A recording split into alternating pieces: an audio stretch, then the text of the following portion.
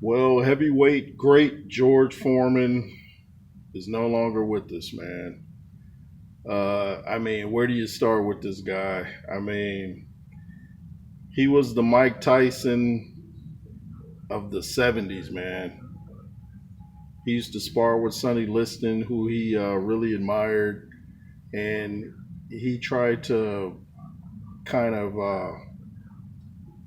be like him, the intimidator, Nothing like he was in the comeback, though. When he came back, he was all smiles and stuff like that. Um, but George Foreman, man, used to scare people senseless. Go back and watch his fight with Joe Frazier, man. I just recently saw the George Foreman movie. Even Kurt sent me a video of Foreman fighting Alex Stewart, and this was before we even found out what happened. Holyfield had just sent out a thing of him talking about when he went back to his corner. He's like, he thought Foreman had knocked out his whole top row of teeth. He said when Foreman hit him, he just froze up like he couldn't move.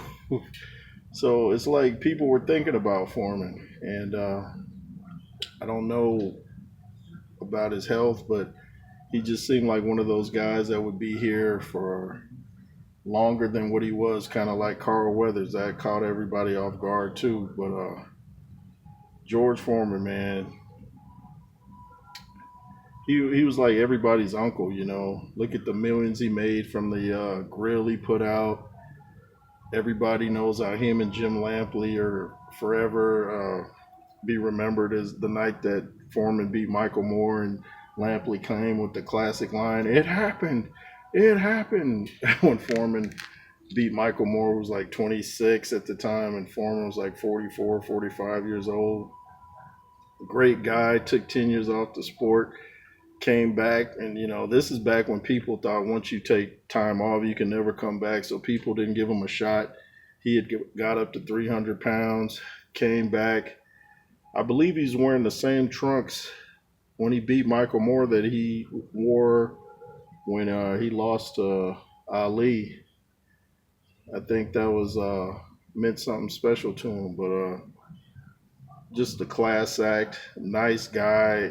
Like I said, in his second career, he was nothing like his earlier career. He was all laughs and smiles. Became a born again believer, a preacher.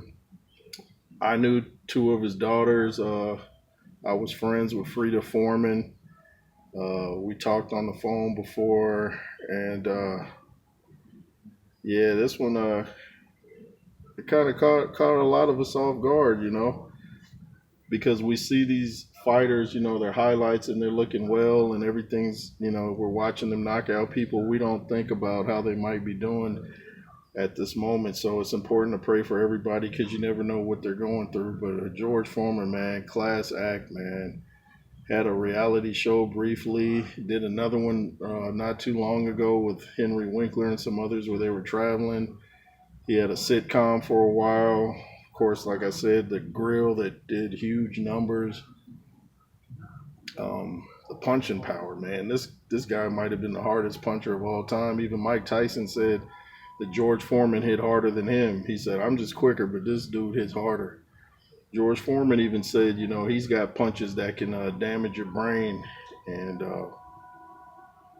it's just a trip that what just happened. But George Foreman, man, he'll never be forgotten. One of the all-time greats. I remember liking him when I was a real little kid, and I saw him on Sanford and Son.